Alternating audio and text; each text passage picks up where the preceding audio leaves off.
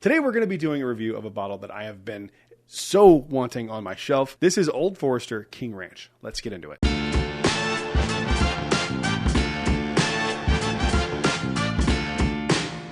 Hello everyone, welcome back to Brad's Bourbon Reviews. I'm Brad, and today we're going to be talking about Old Forester King Ranch. So, is it Texas bourbon? No, it is not technically Texas bourbon. They actually still make this in Kentucky, but the difference is they use a different char on the barrels. They use heavily charred barrels, and then they filter it through King Ranch mesquite charcoal. So, it's kind of like an impression of Texas bourbon. I know Texas bourbon is like pretty divisive in the bourbon community as a whole. I personally do like it. I like Balcones. I like Still Austin. Garrison Brothers. I like all of those things. Eventually, I'll do a video talking about Texas bourbon because I think it is interesting enough to like dive into on its own topic. But today, we're going to talk about Old Forester King Ranch and just kind of giving a review of it. So I have it here in a glass already because I messed up the first video. So I have it here sitting in a glass. This has only been sitting out for like 3 minutes, so nothing too crazy. So why don't we go ahead, jump in, give it a nosing, and let's see how we feel. Also, shout out to Mike from Cinnabourbon. He's the one that got me this bottle. Thank you, buddy. I appreciate it. And go follow Mike. He's the man. He makes great content. But let's give this a nosing and let's see how we feel. So it's definitely mesquite.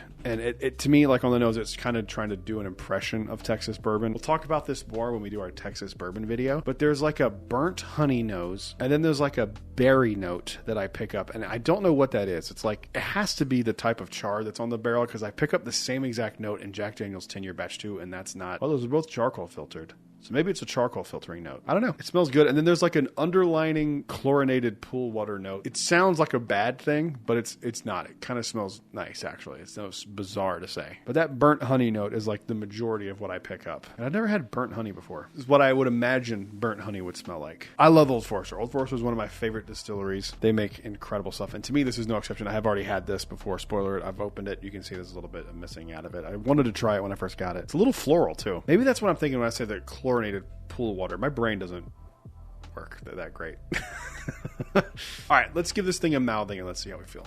That is so good. Little burn. It drinks a little hotter than the 105 that it is. And that like burnt honey note does carry over, as well as like some pretty strong like vanilla-y notes leaning into like caramel too, but more burnt caramel. There's like a really heavy burn char note to this that I actually really enjoy. The mouth feels a little watery on this one. I was hoping for a little bit more.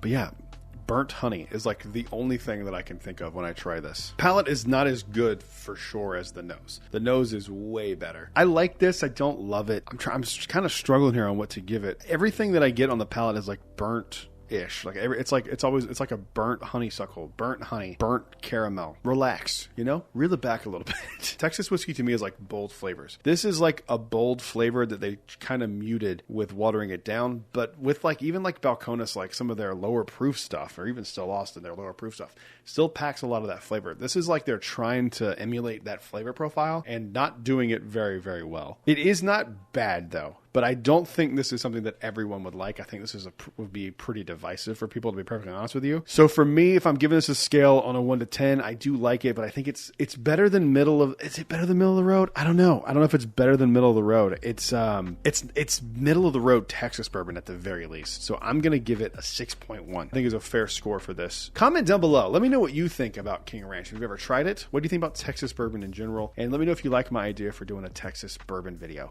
I'll see you guys on the next one. Make sure you leave a like and subscribe. We are this close to 5,000 subscribers, which is crazy to me. I never thought I'd be at 5,000 subscribers. So please hit that like, hit that subscribe button. I'll see you guys on the next one. Until then, cheers. A big thank you to all the Patreon supporters you see on screen right now.